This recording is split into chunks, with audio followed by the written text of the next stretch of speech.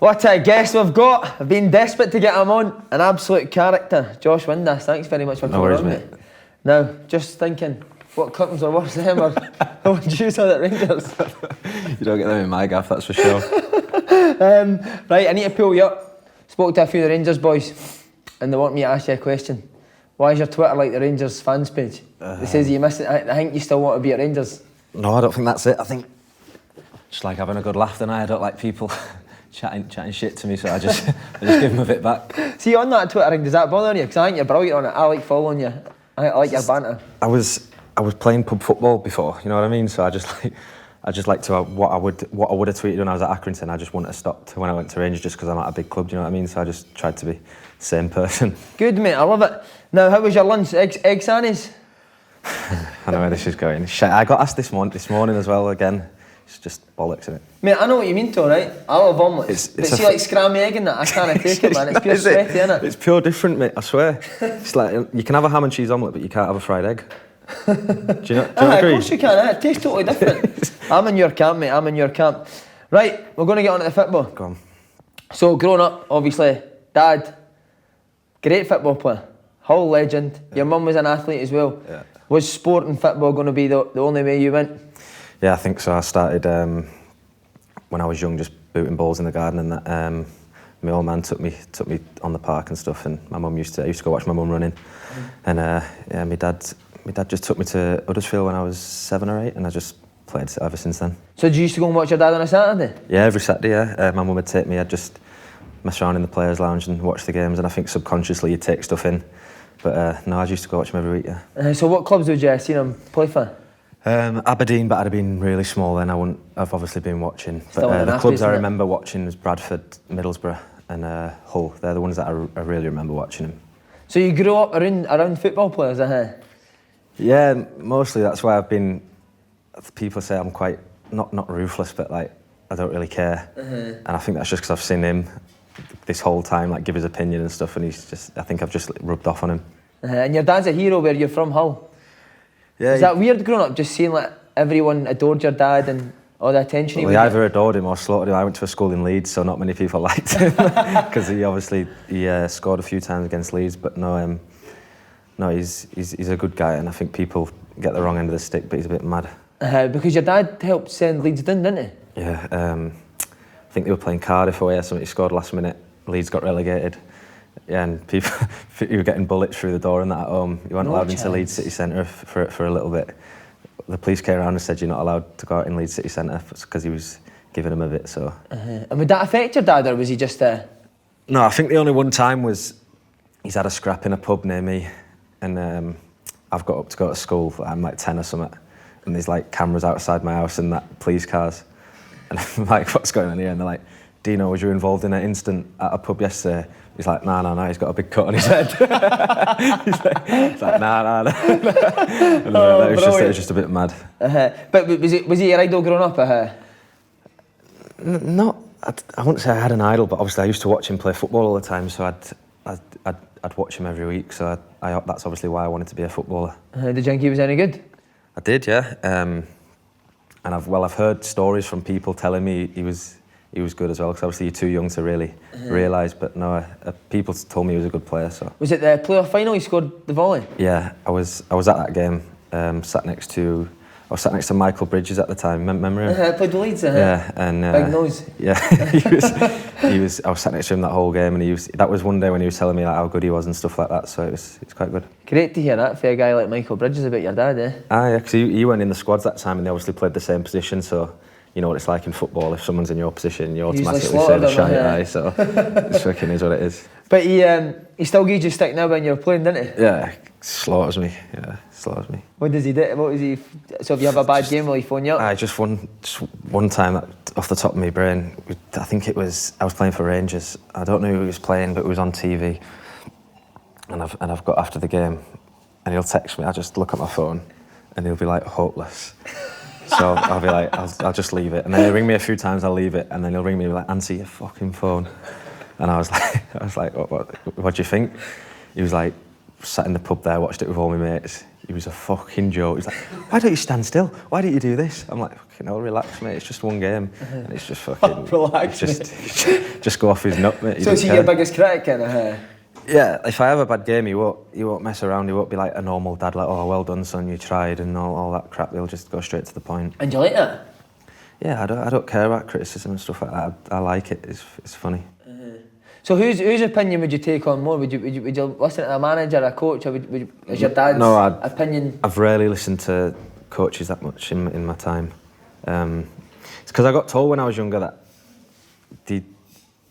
since I've been growing up through academies and that, you find it's coaches who've never played football before that are teaching kids. Do you know what I mean? So I can't take that too serious.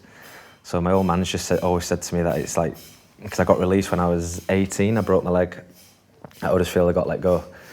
And my old man was just like, you've been told you're not good enough or too small by a fella who's never kicked a ball in his life. So just carry on doing what you're doing. And if he said I was good enough, and he always says to me, I'll tell you as your dad, not as a footballer, not as your dad. So he's like, I know you're good enough, so just keep plugging away on that. And do you think that's helped you, obviously? Yeah, because it is true. Like, if people ask him his opinion, he will give his opinion on a footballer, not as, because you ask people's dad, is your son a good player? Oh yeah, my son's brilliant, my son's this, my son's that. But no, he's normally down the line with stuff like that. You mentioned him that you got released for Huddersfield, broken leg. Did you think it was harsh for them to let you go? At the time, I was devastated. Yeah, I didn't my tib, fib, and ankle. I was in the hospital bed, and my mum and dad were going through a divorce at the time, so my old man weren't there, and Lee Clark came to the hospital. He was the manager at the time. Robbo was there, Gary Roberts was there at the time. Great guy. And he just said, you don't have anything to worry about with the contracts and stuff like that. Just get your leg better and stuff like that.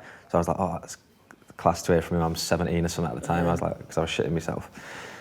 5-6 weeks later, he gets sacked. I've just got a big pot on my leg. Simon Grayson comes in. I remember that. And the academy manager at the time was Graeme Mitchell. He got the sack. I don't know what for. Then they brought Mark Lillis in, you remember? Mark Lillis, that baldy fella.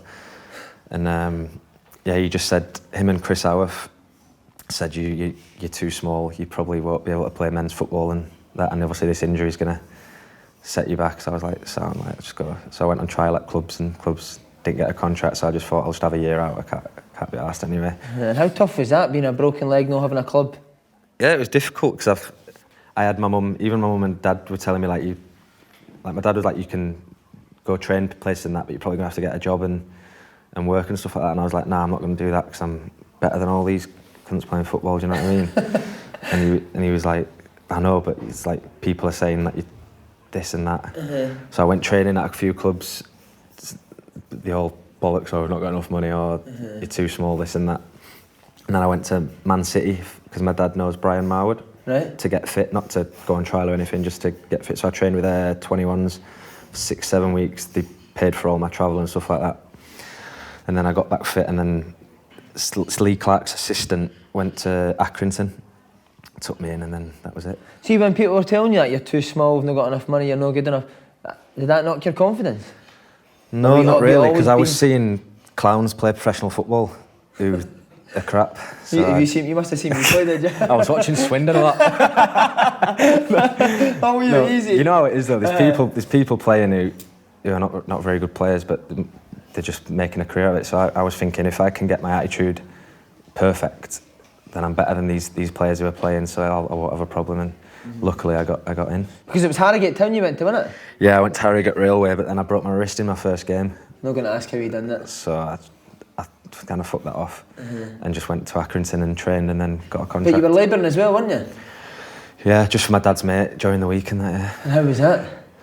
Not great, to be honest. My hands were freezing. So was that maybe a stage that you thought, right, I need to knuckle down and... Yeah, it was the worst part of my life by a mile. I hated every single day. I had no money. I was driving a little Corsa that clutch never worked.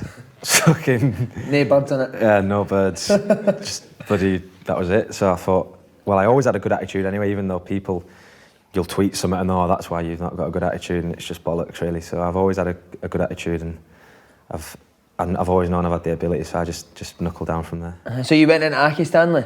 I went into Stanley and trained And the world famous Aki Stanley, it's some place, isn't it? and I got told, I still tell everyone to this day, the day I got told I was getting a deal there was like my best moment in football so far. Right, talk us through it then. There's a pub next to the stadium, and James Beattie and Paul Stevenson, who was, I said, Lee Clark's assistant, just sat me down in the corner. I remember the exact table, and they're like, "We're going to give you a year contract." So I was like, straight away, like I was like, "Oh my God, like someone's giving me a deal." Do you know what I mean? I was buzzing. And he was like, "You're going to be in the first team squad and that, and we're going to try to give you games, and it's up to you." So like 3 months in, I didn't really have a game. Paul Stevenson pulled me. He was like, "You're better than any player here. You just need to get fit, stronger." And like, obviously you've had this injury. And every day I did shuttles after training with him, every single day. Eventually got in the team. John Coleman came in, Beattie got sacked. Just started scoring and scoring and scoring and scoring, and then that was it. How was James Beattie as a manager? Obviously he's a big player, played big clubs. clubs. He was unbelievable man manager. Was he? Yeah, every player loved him. It's the only place I've ever been where if you're not in the team, you're not arsed, because he was that sound. Just good banter and... Yeah, I remember I think we had 2 points after 12 games, and you know it's like if you do that now, you're getting relegated. And it was a Monday, and he was like, all the lads went to Tiger in Manchester on the Tuesday, and I think I can't remember what he said. He said something like, "It can't get any worse." So he took. The boys went to Tiger on the Tuesday. After 12 shocking games. And the lads just went out, had a good laugh, and I think we won like the next 4 or 5 games, something. I can't remember what it was, but no, and he kept us up that year, and then he left, and then John Coleman came in, and he was really good. Were you sad to see him go? Because obviously he I gave was you at the time, yeah, because I heard stories about John Coleman that he was this school teacher, he was ruthless, and I thought, oh, that's not going to be for me, that, and the way I play. But no, he was the biggest part of my career so far. That's what I'm saying. James Beattie, one character to John Coleman, who is a massive character, especially in Accrington Stanley. See, the first time he came in, what was your first impressions of him? What was his first impressions? I was shitting myself, to be honest, because the lads who have played with him who were already there were like, "Oh, he won't like you because you're this flair player, or you like to do different stuff." So I was like, "Oh, for God's sake," he came in, and he was all right with me, but he was like a bit wary of me because he went with lads he already knew. But then he put me in the team, and ever since then, he's the biggest influence on my career so far by a mile. And how's that? What did he do? It sounds stupid, but he let me do what I want. He just, every single day, he'd make you feel like you was worth 50 million. He'd just say every day, "Oh, he's the best player in the league. Give him the ball. He's this, he's that." Even if, I don't even know if he meant it, but you'd come off training thinking, "I'm the best player in this league." But it's only League Two. But I scored 18 goals, I think, that season, 18, 19 goals. But then we fell out for a little bit because I signed for Rangers without telling him. Which I regret a bit, but no, he was brilliant for me. How was he in terms of team spirit and that? Because I've heard he's a great motivator. Oh, it was one day it was snowing, and he's come in, and the lads are like, "Can't train in this. Like, we've got no pitches." They had no training ground, and he's like, "You've got 3 options. You all go outside and shovel the snow, and we train. We go to the indoor 5 aside round the corner, and it's like a tenner to play, so you all pay a tenner to play. Or Nicky Hunt chips this golf ball into that bucket in 3 attempts, and you can all get off, go home." So that's like, go on, Hunty, do it." You remember Nicky Hunt from Bolton? Big guy. So he's like, "Go on," and he stands, so he puts the bucket in the corner. I don't know why, he's got a pitching wedge and a golf ball. So he's like, I'm like, "Go on, Hunty, do it, laddie." First one, miles away, lads like, "Oh," like that. Second one, just clips it, lads like that. Third one, nails it, straight in the bucket. All the lads are jumping up, banging the ceiling. And everyone just got off. It was class for like team spirit and all that, but just like, I don't think you'd see that at other clubs. Get this ball in the bucket and you can get off. Do you miss that kind of banter you get in the little bit, leagues? Yeah, a little bit. But you obviously know what it's like. We've all all been... right, mate. I played in the lower leagues, all right. But it's like that, innit? Though, like it's better team spirit and stuff like that. 'Cause you've got no one on 20, 25 grand a week. Everyone's on peanuts, so everyone just gets on and just works for each other. You said that John Coleman would let you do what you want, but would he hammer you as well? Yeah, proper. What for? I remember we played Northampton at home, and I was having the biggest nuke you've ever seen a player have. We was 0-0, and at the time I was injured with a hernia, but I kept playing anyway. Stop making excuses for having a And it got in at half time, and he was like, "Don't you just hate it when your best player tosses it off?" You. Like that, and I'm like that, oh my God, what's he going to say? And everyone's looking at me He's like, you've got 4 minutes. Not even 5. He went, oh, you sat next to me for the rest of the season. So I'm like that going, Jesus Christ. So I went out, we got a penalty after a minute of the second half. I scored it, got subbed straight after the pen, after I scored it. And I was thinking, oh my God. What did he say to you when you came off, anyway? Nothing. So I was like, I'm not playing again, that's it. And then after that, nothing, just sat and played the next game. So like, just doing stuff like that to kind of keep your feet on the ground? I think so, yeah, but I've seen him like go for players before, like straight on a Monday morning, totally forgotten, yeah. That's a sign of a good manager, isn't it? Yeah. So, playing in League 2, did you, obviously 18 goals you said, did they get to a point you thought, I'm too good for this level? Yeah, in the back of my mind, I always thought, I can play higher than this, but you've got to go show people. So it got to a point where I think I had 8 goals by November or something. I was top scorer in the league. Me and Barry Coe were top scorer in the league. And my dad was saying to me, like, keep going, like, because I was in the papers, I was getting linked with big clubs and stuff like that. So I never really thought much of it. And then John Coleman was saying in interviews, like, oh, we want this for him, we want that for him. So I kind of knew there was people circulating, and I just kept doing well. But genuinely, the whole time I had a hernia. Right. So I weren't even playing as good as I could play. And I signed for Rangers in the January. But then as soon as I signed, I got my operation. Right. So Coley obviously thought I'd chucked it, which I'd not done. I just wanted to, I was young, I was on 600 quid a week. I just got my move, so I wanted to get right, and then we was in the playoffs, so I wanted to finish the season. I came back, and I was unbelievable when I came back from my operation, scored nearly every match, got into the playoffs. He always says to me to this day, if you never signed for Rangers, you'd have got a better move. He was that good at the end of that season, but I'd already done it, so. So see the Rangers' interest, when did you first hear it? I'd heard Davy Weir was watching our games, and I seen him, we played Newport at home, and I knew he was in the crowd watching. So I knew then that I didn't know whether they wanted to sign me, but I knew they was watching me. And Frank McParland, who was there at the time, had inquired about me when he was at Burnley before. So I thought that he'd obviously gone to Rangers. Passed it on, So that was the first time I heard of it. And were you excited to hear that?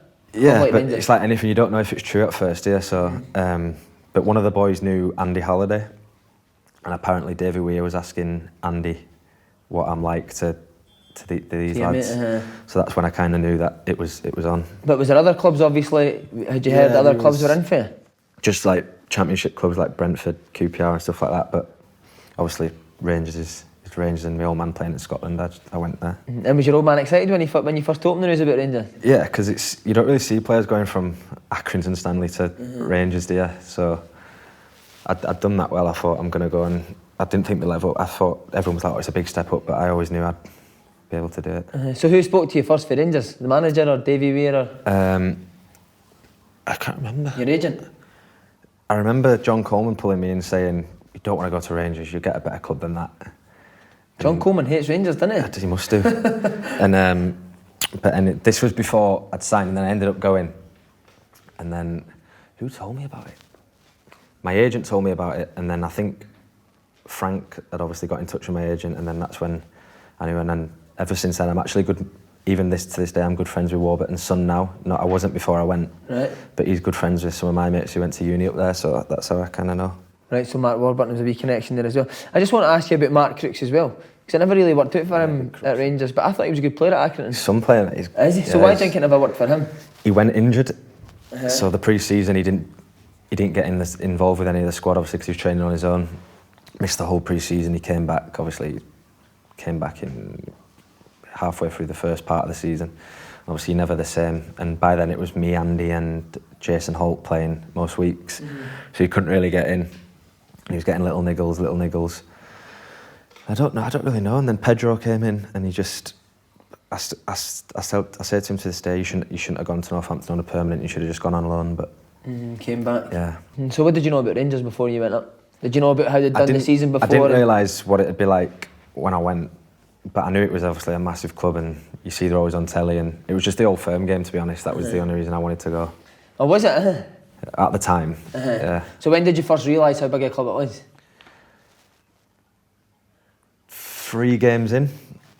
Like I'd started training, obviously I'd come from Accrington, and then there's like Kenny Miller, Nico Cranchard, Joey Barton, and I'm like, bloody hell, like these boys are big players. Like I've just watched them on the TV. Do you know what I mean?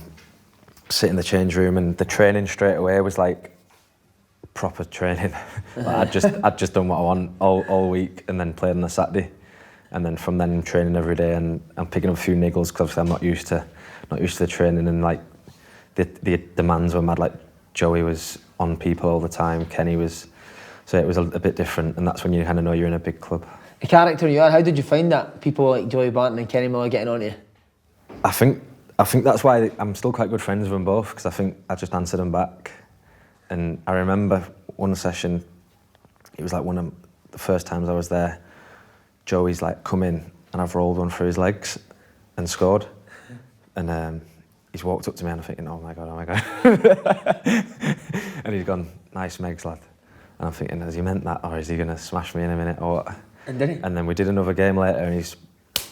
I was like, but then we got in the change room after and he was like all sound and that. But since then, because I think it was lads who he'd have a go at and crumble that he didn't really take to, do you know what I mean? But the lads who could like say, fuck off, Joe, do you know what I mean? Like he'd like... So was he a good lad there? Yeah, he was sound, yeah. Good player? Yeah, he's obviously came from being Championship Player of the Year, and everyone knows that he had a bit of an altercation and all that, but no, he was a good player. See, just on Mark Warburton, when you first went to Rangers, what was it that he said to you? Where would you play? Were you going to be a main player in the team? So we went in the January, and I sat in his office at the top, and I'd just signed, and he was like, "You come in to compete," and I said to him, like, "I know I am. I'm not going to sign for you if I'm coming just to be a Joey." Do you know what I mean? So I went and I said to myself that I'm going to go and play. Like I've watched him last year, and I think I can improve the team. So I went in. And I was injured, and I remember the Old Firm game was at the weekend, and I'd just got back fit. So I'm on the phone to my dad, I'm like, hopefully I can train this week and get in the squad, like I might get in the squad. And so we're training on the Thursday, he pulls me in, and I'm like, oh God, I've not made the bench, man. He's like, you're going to play on Saturday in the Celtic game. And I was like, what? He's like, yeah, you're going to play. I was like, oh, class. Thanks. I was like, didn't know what to say. I was like, thanks. He's like, just go express yourself, do what you do and all that. Got to the game, and then obviously Andy had been playing all the time, but he left Andy out and played me, Nico and Joey. So obviously the game was 5-1. But I actually done all right in that game. And it was like going from playing for Aki, and then my first game was at Parkhead in an Old Firm in front of 60,000 people. I was like looking around the gaff thinking, this is unbelievable. So that was when I knew it was a massive club. Was there any nerves before the game? Nah, not really, because I was my mentality at that time was, if I have a beast here, then I have a beast, you know what I mean? But I was never really scared. I remember in the change room after, I can't remember which one of the lads said it, but they were like, we've just let you down there because you was outstanding in the game. Oh. And I was sat there, just signed, and I didn't really know what to say. I was just like, thanks, and that. Like the lads were all quiet, having a go at each other.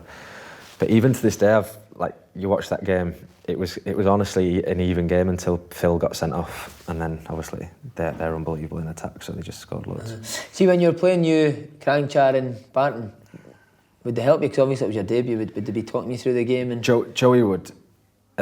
Nico would help a lot off the pitch. But when the game was going on, we was getting that much of a run around at the start. Nico was towing that game, wasn't We was getting that much of... Tom Rogic was pulling all sorts of strings that game, so... No, it was a tough game, but that was when Warburton was in charge and we was total football then, so it was good. That's what I was going to ask you. How impressed were you with Mark Warburton? Because I thought his style of play was great. I mean, what did he do in training and stuff like that made you be able to play that sort of football? It was pure possession-based, but looking back at it now, the fan base that Rangers, I don't think they have the patience to watch the team play that style of football. They just want tackles and they want, I don't know what, they want full throttle football. So you'd see Wes, for example, would play a pass out and say it'd go out of play, you'd just hear, like groans and that. But Warbs, I remember, got us in one day and Barry Mackay stood on the edge of the box and Wes kicked it long. And he's like, if you give Barry Mackay the ball there and he loses it and they score, blame me. And the lads were like, I was sat there thinking, oh, that's brilliant. That's what I want to hear. You know, if I was a manager, that's what I'd want my team to do. So I think but then we got beat bad by Celtic, and then we got beat bad by Hearts at Tynecastle. They went man for man, and I think that was if you was to ask Warbs now what he'd do differently, I think for them games he'd probably go a bit longer, because we'd get caught out quite a lot if teams went man for man. And would you have a switching on Mark Warburton? Could he go mad at playing? Not really, no. And was that a bit of a problem maybe? I wouldn't say it was, because I'd say Kenny and Waldo would handle the dressing room. Lee Wallace. Lee Wallace, right, okay. Yeah, I'd say they'd handle the dressing room if it went a bit. And Mark Warburton wouldn't mind them doing that now? No, he'd like an open opinion, so everyone would kind of say what they think watching the game. But I remember we played Hearts at Tynecastle and lost 4-0, and Hearts are playing simply the best in the dressing room after the game. So and Kenny's like, have you heard them cunts? And Kenny walked into their dressing room and he was like, is there a fucking joke? And that, like, to Hearts, didn't he? Like, so because Kenny Miller's had a lot of stick obviously about the way he's acted at Rangers, but he loves Rangers though. He proper loves them. Do you think he was quite right the way he acted? What, when he just after games like that, to stand up and it's the only time I've ever shit myself in a dressing room. We played Kilmarnock away. And this is when Pedro was in charge, and we drew 1-1 and we weren't good. And I think we'd like 3 games on the bounce we'd drawn, and he's going mad at me. He's like, this is Rangers Football Club, we don't draw fucking games to Kilmarnock. And then they're arguing, and I'm like, I can't even be arsed listening to this, it's doing my head in. Woke up, get in the shower, sit the fuck down. I'm like that, sit down in my chair. I was like, Jesus. Kenny's like, when I'm speaking, don't you fucking get in the shower. So I just sat down straight away, and even to this day, the lads were like, "Oh, sit down quick when Kenny starts speaking." But no, me and Kenny are like really good friends, so we just laugh about that now. But that's what he's like. He don't expect anything less. But see, that demands the Rangers, the fans, the older players. Yeah, I think. Could you see a few of the younger players struggling to cope with it? I seen it when I was there that players would get stick and shit themselves. Yeah. And did you not mind it? No, I remember when I told them to be quiet when I done that. I didn't really care. I just wanted to go out and play well myself. And when they give me abuse, I'd try do stuff extra to prove that I'm right in what I'm doing. So I won't be bothered. We've talked about the big characters who would ball and shout. Who were the ones that would keep the dressing room banter and the funny ones? Tab's a funny guy. Is he? Yeah, Tab's a funny guy. Great guy. Pranks and stuff like that? No, there was a few. Jason Cummins was a little bit when he came. Come on, give us a Jason Cummins story. This is just one when I got out the training. So I've got a dog, and I get out the training ground, and I walk out, and he's stood there looking at me. I'm like, what are you looking at? And Ryan Jack's over there pissing himself. So I'm like, you think it's funny? I get in my car, and like, I look in the back seat, dog bed's gone from my car. So I'm like, what the fuck's going on? I'm like, what have you done with it? And he's like, I don't know. Like looking at my dog bed's at the top of a tree in the training ground. And I'm like, you're a fucking melon, mate. Brilliant. But I was with him once in Dubai. And have you been STK in Dubai? No, mate, I'm skint. And you know that song that goes da, da, da, da, da. So he's got his fillet steak on the end of a fork, and he's like that da, da, da, da, da, da, with a fillet steak, and I'm like, sit down. I'm with his agent and Cummins, and I'm with Wes. And I actually think Graeme Dorrans was with us as well. Gets up, he's telling everyone, watch the Gucci's. Gets the steak, throws it up in the air, goes to volley it, misses the steak, lands on the floor. And he points at me, he's like, that's why you play ahead of me. Gets the steak, puts the steak back on, picks the steak up, volleys the steak across the restaurant. A geezer's having dinner with his missus, and it hits his chair here. No chance. Swear, like here, you just see the big brown stain on the chair. And the waiter's like that. And everyone's like just gone silent in the restaurant. And he's like that, sorry. And I was like, oh my God, everyone's just pissing themselves. I was like, you are a maniac. Is he a good lad? Yeah, he's hilarious. It's funny. Just on to the start of that season, obviously you signed, what was the goal for the team? Was it to win the league? Yeah, we always got told when we was there that we had to challenge for the league, and I think we always wanted to do that. But I think when I was there especially, I just don't think we had a good enough team just to go that extra mile. Especially in big games like the semi-finals, we never really turned up. and for whatever reason that was tactics, management. Because I think we had a decent side, but I don't know what happened, to be honest. I couldn't tell you. Tactics as in kept doing the same thing, playing it for the back and maybe mixing it up? Yeah, this was even when... I think all the managers I've had when I was there were really good with me, like played me all the time.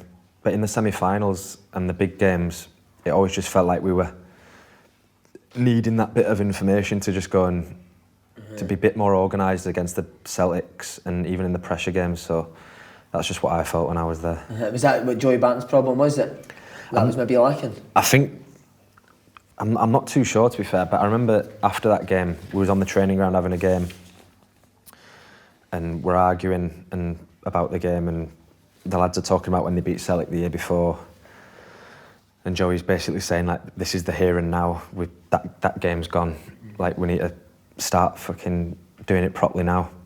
And then there's a bit of an altercation, and I don't know what happened after that, because it was between Joey, Davy Weir and Warb, so that's still never been But would you agree with what Barton was saying? I did at the time a little bit, but then a side of me as well, which I said to him, like, just like ease off a little bit, because his standards were that high. Sometimes it had come across to the people who were weaker that he was on him, or he was this, but that's just how he was. All right, so February, obviously Barton leaves, and then February Mark Warburton goes. Was there writing on the wall? Did you see it coming? I didn't. I remember I was sat with Joe Garner in the house, and someone had put in the group chat, Warbs has been sacked, and the lads were like, nah, no way. And then I rang Kenny. I was like, is this true? He's like, I just found out. And I was like, oh, that's mad. And was it just like any football chat? Who do you reckon will get the job? Who's this? Who's that? So yeah, no one really saw it coming. But so was there no things the week before or the days before that he was unhappy or that things were not going well? No one had a clue, no. And did we just call him Warbs to his face, or was it Gaffer? No, Gaffer. Just in the group chat. So overall, what do you think went wrong for Warburton? I think because he was second when he left, and looking back at it now, he was doing a good job, because every manager that came after that, we finished third. So I think it's because we got beat bad by Hearts, but I think the fans expected us to do a lot better than what we was doing, which at the time was probably where we was as a team. You think if he'd got more time, he'd have been challenging Celtic? 100%. Really, Because he's not had anywhere near the budget managers since have had to go and beat Celtic. Like, he signed me from Accrington, Stanley, he signed Crooksy from Aki, Nico was free, Joey was free. The managers since he left have had millions to spend on players, so the style of football we was creating, I think, would have been good with better players. One problem that you had was, I don't think you liked playing on the wing, did you? Despise it, mate, despise it. And I did for the first 6 months when Pedro was there. I thought that's when you had your best games on the wing. I'm kidding. Would you go and tell Mark Warburton that you wanted to play? To be fair, Warb's always played me in a free midfield. Right. But I always told him, like, I've always said, if I play off the front, like, not that even I think I'm better there, like, stats have proven that I score goals when I play there. So I even said I remember saying to Davy Weir once, like, can you try me in off the front? And we played Red Bull Leipzig in a winter break, got spanked 4-0. I was like, oh, that went really good. Why do you think they play on the wing then? Because I'm quick. I don't know. Why do you hate it so much? Because I'm just not as effective there. You know yourself, when you play out of position, you're not comfortable on a football pitch.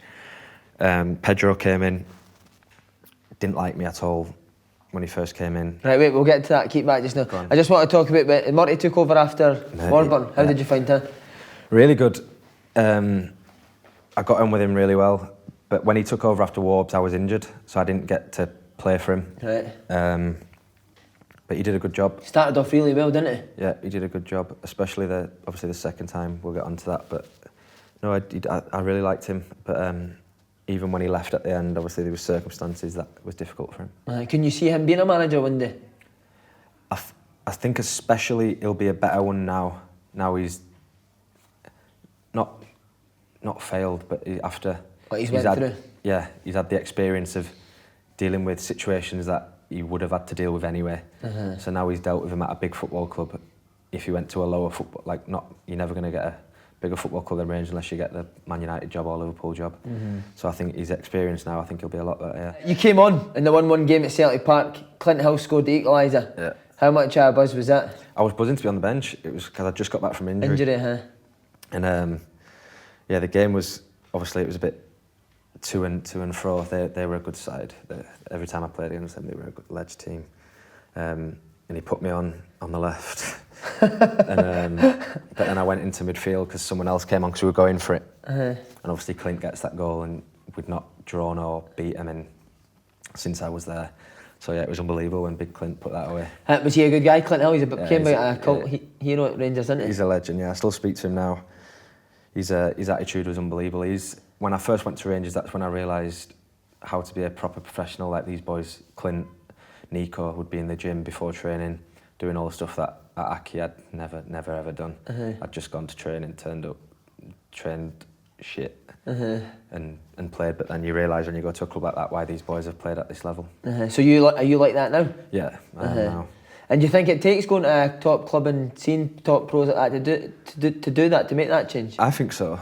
Some players I've seen are brilliant like that anyway. Like a lot of the boys at Rangers when I was there were good professionals. It was just we didn't have that cutting edge to go in big games. That game that you talked about, one each, Pedro Caixinha was watching that game. Yeah. Is that when you kind of knew that he was going to be the man to take over? Yeah, well, I seen it in the bookies that he was a contender for the job, and I'd obviously never heard of him before. And I was like, he must be in for it if he's even in the bookies. Like, why would they even put him in? And then I seen he got the job, and I didn't know what to make of it. To be honest, I was thinking this is going to be either good for me or absolutely terrible. So, what was there a meeting on his first day? Did he have a meeting with all the players? He got all the lads in the changing room. First thing he said was, got the schedule up on the board of his weekdays, no days off. So straight away I was like that. Oh. And it weren't even the fact that you got a day off, it was the fact that you'd come in and train every single day. Like, no, you won't get a recovery session, you'd just come and train. So there would be near a couple, so play on a Saturday, on a Sunday you would train? Play on a Saturday and you would train light, yeah, but his light was bloody mad. Was it intense? Yeah. So, but I actually enjoyed some of his sessions, but again, the further he got on, started losing games, the pressure obviously gets to people and training sessions would change, team selection would change. What did the older players make of that schedule, training every day? Because I mean, older guys can't train every day. Some were happy because they've got kids and stuff to, like they need to look after. But no, I was living on my own in the West End. I didn't mind coming in, so I was happy with it. Yeah, so I was just. But a couple lads with kids and commitments, obviously, we're not too pleased. Could lads go to Pedro and say that to him, or was he quite unapproachable? I'd say he was quite unapproachable at that time. Joe Garner had a stag do in Vegas, and Pedro's give us the pre-season dates, and we was in ridiculously early, like I can't remember what it was, but it was like unheard of. We got like 9 days off in the summer. Carnes is like, I've got my stag do, like, I'm gonna have to go see him. Knocks on his door, Gaffer, I won't be able to get a few days extra off, would you? Because I've paid for my stag do, like in Vegas. I think he'd paid like, for all his mates, he'd paid like 30 grand or something. Yeah. I don't care. I do not care. You come and train. And he comes down and all the lads are pissing themselves, but he's fuming. He's absolutely fuming. And he comes in, cancels his stag do, he goes a beaver for 3 days instead. Just like... Did he invite Pedro on that's, as soon as then I was like, he's not going to be here next season after that, 100%. So do you think that was maybe his problem, that he wouldn't give a bit of to and throw at the players? Because a couple of days wouldn't have made a difference, do you know what I mean? But see, you personally, would he have pulled you aside, Pedro, at the start and told you what he thought? He told me I could leave when he first got there. Really? Yeah, but I remember saying to him, like, I'm not leaving. And he bought players in from Mexico and Spain, and we was in the pre-season. And we did a pre-season game where there was 3 teams, 3 different 30s. And he said, he was trying to be a prick to me. Right. He went, you sit on the bench all 3 quarters. If someone gets injured, you come on. Bearing in mind, there's 3 11s with kids in it as well. Right. And I weren't in any of it. Wow. So I was like, he's trying to get me to... Did he tell you why he didn't want you? No. Right. So I went and knocked on his office, and I was like, I'm not going because I'm better than everybody in my position playing for you. And he was like, grow up, Josh, get out of my office. Every day, knocked on his office. I'm going to start playing because you're going to have to play me because I'm training hard every day. I'm the best player in training. We get to Watford away in a pre-season game. Nico's taking a free kick and he's like, pulls up with his quad. And I'm at the other end of the pitch with the Joeys. He's, Josh. So I'm jogging down and he's like, you play instead of Nico tomorrow. And I was like, all right, sound. Played against Watford in pre-season. I was unbelievable. Yeah. We played away and he pulled me after. Ever since that day, just like my best mate. Was he, huh? Yeah. Because you say you still speak to him now, don't you? Yeah, like the lads used to hammer me saying that I'm his son and that's how mad it got. So why did you not see when he was telling you to leave? Because I would think the person you are, you would think, right, I'm off, I'll go to another club. So why did you want to stay so much? Because I knew the lads who he was playing were better than me. I mean, desperate to stay at Rangers? Yeah, because I didn't want people to think I'd failed.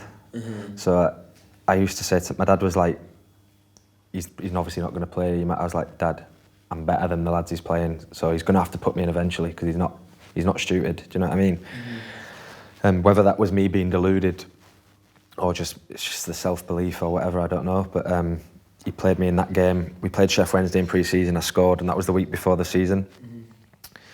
I'm in Zizi, get a call. Restaurant Zizi, huh? Never spoke to him outside of football ever. Get a call, don't know the number.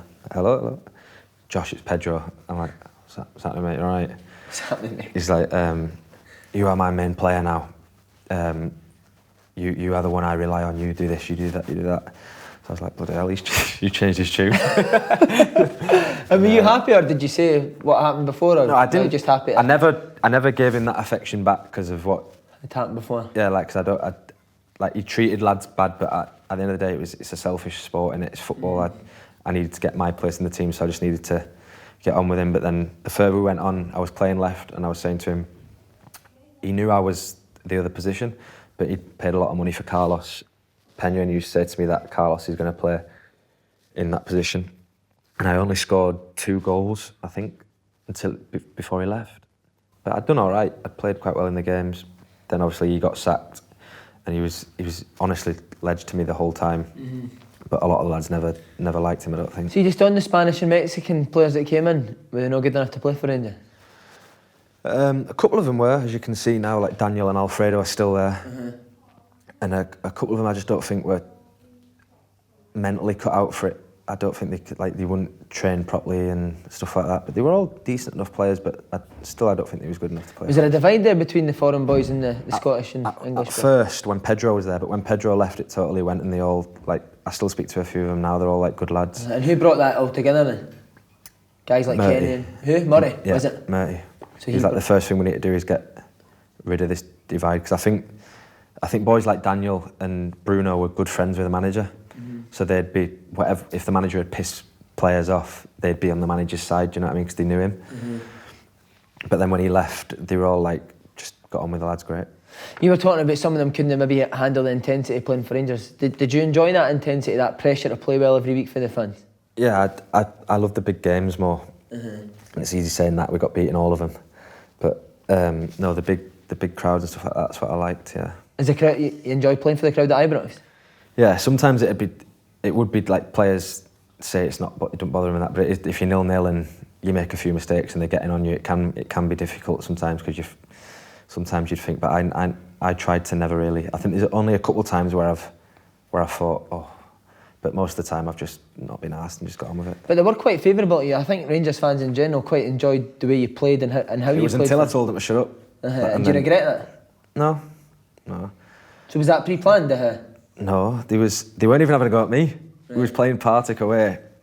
I think Daniel Candeas give a ball away, and they're slaughtering him, like going mad. And in my head, I'm thinking, like, I wish I just had a foghorn to say, shut up. Like, you just give a pass away, who's arsed? We're 0-0 against Partick, you know what I mean? Who cares? 10 minutes in. And then Daniel whips one in, and I've put one right in the stands from my left juke. And I've just walked off. Great goal, oh, it was some finish. I just walked off going like that. And I can see Daniel. If you watch the clip back, you can see Daniel going, fuck off, like that. And I'm just like doing that, and then I get on the bus after. Phone's going mad. I'm like, oh my God, that took a bit serious. Because it wasn't even on TV, it was on Rangers TV. Right. I'm just getting tweets and texts. My dad's like, "Oh, what have you done?" And I'm like, "What do you mean?" He's like, "My Twitter's going fucking mental of people hammering you." And I'm like, "I've just scored. We won 1-0. Or 2-0 we won." And I was like, bloody hell. And then I put a picture up on Instagram doing that. Did you? And then it just went off. I had to apologise on Sky Sports. I got made to apologise. Did you? Who made you apologise? The manager? No, the media team. Is that the hard part of playing for Rangers, though? Yeah, because it was just a bit... The fans slaughtering the players. But do you know like that's what happens at a big club? Yeah, of course. Of course, and that's... But then what my point was, we've just gone and won the game, like scored a goal, give you a little bit like... It's not like I've gone like that. It's just gone like... Do you know what I mean? And you're all crying about it. Like, just relax, you know what I mean? So after that, see, when something like that's happened, how is it when you're like walking about Glasgow and you're bumping into fans and that? Is it tough? No, they don't say anything. No. They're all brilliant. Like, the fans are brilliant when you see them outside of... You know what it's like in Scotland, everyone's asking for pictures, everyone's like loving you. No, even if you've had a bad game, they'll still treat you the same if they see you on the street. It's just, it's the odd few, but in the stadium, it's like people will groan if you make mistakes and stuff like that. So did you enjoy living in Glasgow? Yeah, I loved it, yeah. What did you like about it? I didn't really go out that much. No. Why, no, he's not lived there? No, I never wanted to give myself that excuse of being seen out or a manager saying, "Where was you Saturday?" And then my arse would go and I'd be like, "Oh, I don't know." So I just always, I had quite a good attitude like that. I never really went out that much. See, because when I first thought of you when I was interviewing, I think you'll be daft, but you aren't daft because you think everything through, and I think people have got the wrong perception. Am I right? Maybe. I think that's because I think I've watched me old man mess up. Do you know what I mean? So I'm still like, if you ask any player who I've played with, like they'll say I'm stupid and they'll say whatever. But no, I try to methodically think what I'm doing. So back to Pedro, when did you start to see this is not going right? Just we were playing crap football, getting rubbish results. Why is that? Not good enough. Players? Yeah. And management as well, I wouldn't even... The management a little bit, but the team he was picking weren't good enough. And even like the lads half knew it. So the 5-1 game at Ibrox? Yeah, that was a doing. Yeah, that was a doing. And is that when you started to think he could go here? No, I started to think he could go when we lost to Motherwell in the cup semi-final, because Motherwell weren't good, and they beat us easily on that day. And I was thinking during the game, I was thinking, how are we getting beat here? But at the same time, I was thinking we ain't scoring here either. So it's. But even at the start of that season, it was a difficult start because beat for progress in Europe. Yeah. That must have been a low night. Yeah, I got blamed for that as well. From who? Fans. Right. I played 10 minutes in 2 legs. Right. They just love to hammer me, don't they? But how was the dressing room after that game? Yeah, weird. Like strange. We was all just sat there like the bus was delayed because the fans were fuming. Because Pedro was out arguing with fans, wasn't he? Yeah, we didn't know that at the time, but the lads were just sat in the dressing room and no one would really speak. It was a strange feeling that.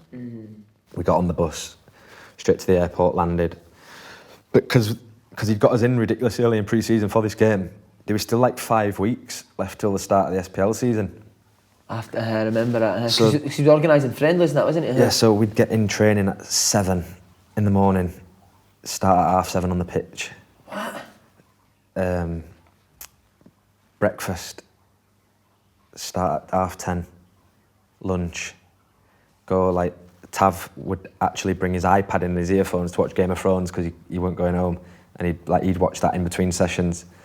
Then you train again in the afternoon, 3 sessions a day, just because. And even then, the lads were like, "This is a joke." Would no one ever go and say to him, "Listen, this is too much"? No. Why not? Because he was ruthless. Was it? And he would just get rid of you, Yeah. But even like an assistant manager, a coach, you couldn't go to him and say, "It's too much for the boys now." No, I don't think. Just his way or no way. His way or no way, yeah, 100%. Right, mate, what did the boys think when Pedro said the dog barks and the caravan keeps going? I just thought it was funny, mate. You just thought... Did he have a few analogies like that? Even in word? if you sat him down here, you'd think he was a funny, like, sound guy. But if like you was in training with him, he'd have a go at you. He'd be like, I remember in training, Harry Forrester, we were doing a penalty shootout. Harry's blazed a penalty over the bar. Obviously not meant to. You shower now. And Harry's like, what? He's like, if you're not going to do it properly, go get a shower. And Harry just walks in, gets a shower. Because he missed a penalty? He's placed it over the bar. But he's not meant to do it, he's just missed. And even then I was thinking, this guy's not arsed one bit. And would that happen quite often with players in him? I think it's players he didn't like. If they did something, not even wrong, but something that he didn't find amusing, he'd shut them out. So he must have been delighted when you slide tackled him. Yeah, that was funny, wasn't it? You weren't even bothered. No. I'm kidding. I hurt myself. Did you? Yeah, I got a massive burn on me hip from it. But even he laughed about it at the time. But no, he was sat like the day after. He was like, "You slide tackled me, huh?"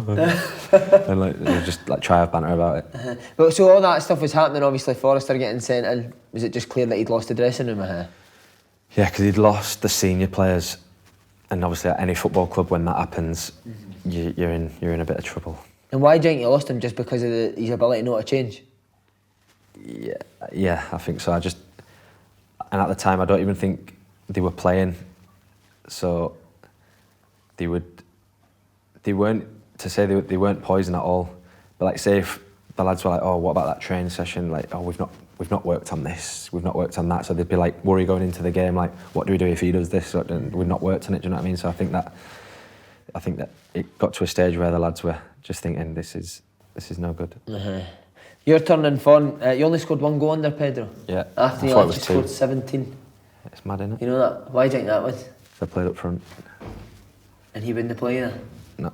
And I said because I used to speak to Graeme a lot when Pedro was in charge, like, 'cause he'd be in the academy, and I'd go to him and say, like, "Did you watch the game on the weekend? What did you think? Like, could I do this? Could I do that?" So you would go and ask him, Murty, about your game at the weekend? Yeah. Would you, right? Because he was a coach, and I'd just ask questions basically, and he'd be like, "Oh, you need to, your movements need to be this, you need to be that," and I was like, and he's like, "I know you're not a left winger, but blah blah blah blah blah." Then he came in, he brought Kenny back in, and he played me up front, and I think I scored I had like 11 in 4 at some point, and I scored all the time. Would guys like Kenny, would he see that you're a striker? Would he agree? Would he say as well you're a striker? He'd say I'm an attacking midfielder. We always have arguments about it, because I'm not a number 9. 10. But I'm a central player, 100%. So just last on Pedro, when did you hear that he'd been sacked? I knew it was coming after the Kilmarnock draw, even though it had not been announced. I knew it was that because the ground was toxic. Daniel missed a penalty, then they went up the other end and scored straight away, and I knew he was getting sacked after that. Was there a relief amongst the players then? I don't think so. I just think they was apprehensive who was getting the job and stuff like that, because we knew we had a decent side. It was just putting it together.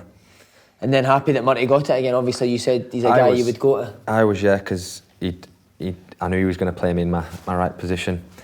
And then I think he signed Sean Goss, who done really well for us. He took us to Florida in the winter break, and straight away all the lads got together. It was a class trip. We played well over there. We came back and we was flying after the winter break. I think we, could be wrong, 1-9 on the spin going into the Celtic game.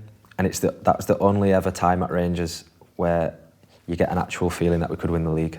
Because you drew 0-0 at Celtic Park as well. Did that not give you a wee feeling just before the winter break that you could maybe get close?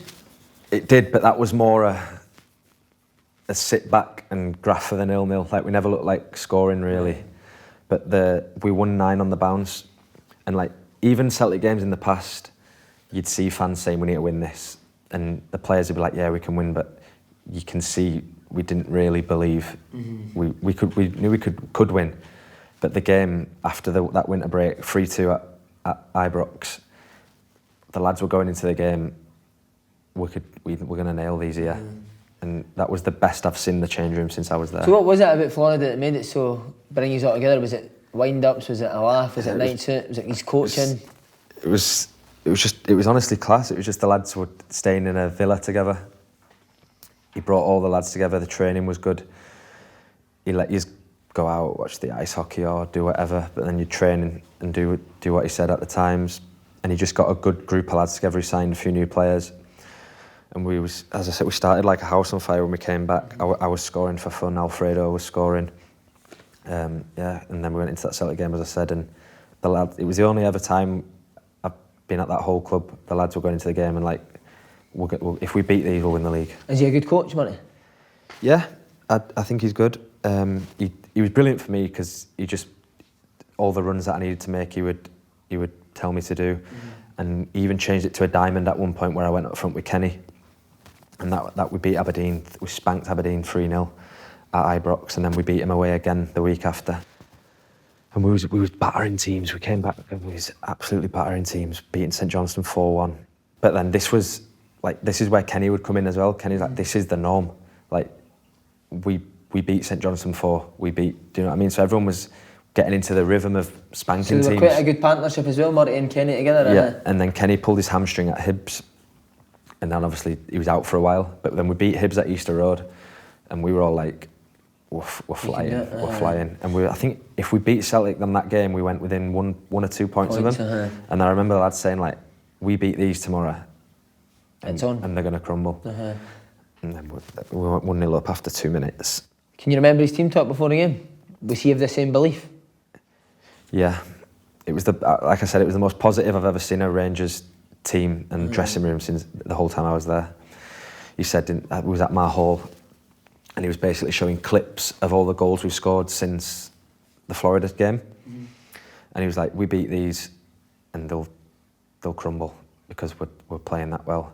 And I've scored in the game after 2 minutes, and I even remember the ground; it was rocking, and I'm thinking, we're going to spank these. It's the first time ever I've been in a Celtic game and think we're going to beat these. But then Rogic bends one in, top stanch, unbelievable goal. And Daniel scores just before half time, and we're getting at half time. No, Dembele, equalised just before half time. But we get in at half time and we're going, lads, these are, because every other time we've played them, they've popped us. Do you know what I mean? We're like, lads, these are not as good as what everyone is. And got out in the second half. Thingy gets sent off. What's his name?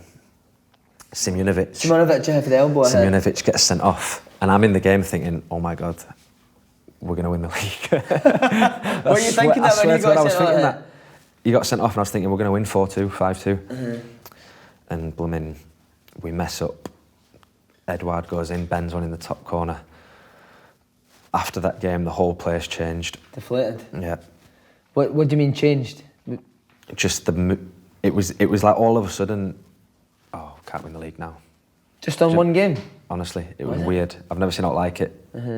You described that feeling of scoring that goal as one of the best feelings in your life. Yeah, it was. Talk us through it.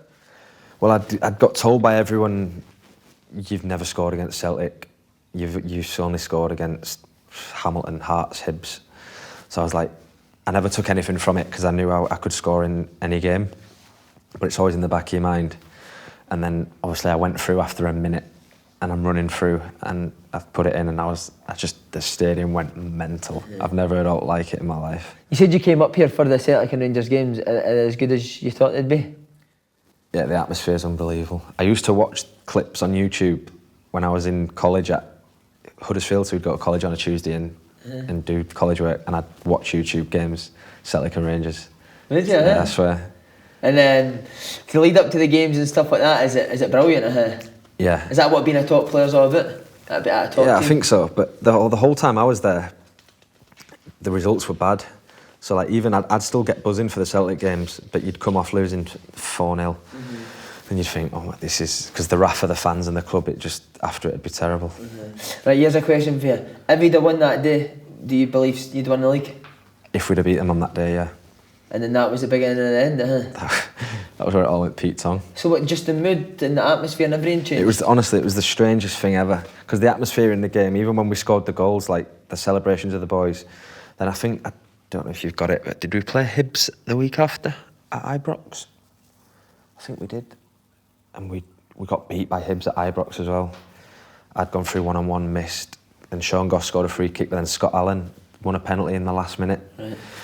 And they beat us at Ibrox, and I'm thinking, oh no, this is getting worse. Like, the whole place has just gone since that Celtic game. And then the lowest point, mate, 4-0 defeat at Hampden. Andy Halliday got taken off early, had a go at the manager, and then did it all kick off after the game. Yeah, I'd missed the game before because I had the biggest. I got a dead leg against Motherwell. You see, after that, with Andy, 42 minutes, was there mayhem at half time as well? No, not at half time, because it was basically we're 2-0 down. We need to do something. And he changed I think he changed a bit of the formation, and we went to sit off him. So then we changed to go press him, and then we just got bopped. No long after that, Steven Gerrard's announced it as a manager. You must have been delighted when you heard that, no? Yeah, I was buzzing. It was something different. Obviously, you never know if a player of that level, because it's totally different being a manager. Obviously, he's one of the best players ever to play in midfield. So I was buzzing that he's got the job, of course, yeah. And had you spoke to him before he came in, or was it just... I met him in Dubai. I got a text off him. Wasn't it him that Jason Cummins kicked the steak at, was it? No.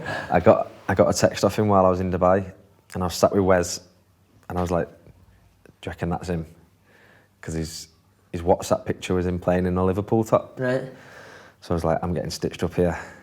And he was like, well, how are you going to know? So he's like, will you meet me in blah, blah, blah for a coffee and we'll have a chat? So I'm like, yeah, whatever. So I went and met him in the hotel, telling me his ideas for Rangers, and he was just a top guy, yeah. So why'd you leave him? Because I got into pre-season, I was flying, top of the running, a good attitude as I always have. Played a few games, I was playing wide, and I was thinking to myself, if I'm to help him as a manager and give my full performance, I can't do it for him out wide. And I'm at a stage in my career now where I'm not a young boy. I can be honest with him and tell him. So I said to him, I'm not a wide player. I can play out wide for you, but you're not going to get the best out of me. So I carried on playing wide, played in the Europe games, got to deadline day. I got a text saying Wigan have had a bid accepted for Rangers for, I don't even know what it was, 2.5 million or something. So I'm straight away, I'm like, accepted 2.5 million. I'm like, what the fuck? And I messaged the gaffer, because he's at the same place. I don't know, I couldn't find him at the ground. I was like, is this true, like this message? And he's like, oh, just meet me in the change room in whatever. So I went and met him, had a chat. He was like, you've got a decision to make. And I always wanted to come play in England, but in my head I was thinking, I got 26 goals and assists playing in a team that weren't great for Rangers. And they're accepting 2.5 million quid. I was like, well, if I'm going to play wide, then I'm off then, because if you think you can accept that for a player who's contributed that much to it in terms of goals and in terms of assists, maybe not always performance, but in terms of numbers, then if you want to accept that, then see you in a bit. And he was happy to let you go? Not really, no. I wouldn't say he was devastated, but he basically said to me, you've got a decision to make. The board have accepted this offer, so he's like, I don't want you to leave, but it's obviously down to you. So I rang Anthony Barry, who's the assistant at Wigan. I knew him from Accrington, and I knew they were a good side. I wanted to always come down to England, but I never thought I'd come now, like this window. So I rang him. I was like, he told me about the team and all that, and I was like, yeah, that's brilliant. I'll come down. Went back and said to Stevie, I think I'm going to go speak to Wigan. And is it a sad day when you leave a team like Rangers? Yeah, because I don't think he was that happy. I don't know if you asked him now whether he'd be bothered or not, I don't know, but he didn't seem happy when I said it. And he just stood up and he went, no hard feelings, and walked off. Like, he didn't seem too happy. But I just got off, and I was a bit gutted at the time, but I was more pissed off that they'd accepted an offer of that little. So how would you look back on your time at Rangers? Brilliant, yeah, loved it. Did you love it? Yeah, I loved.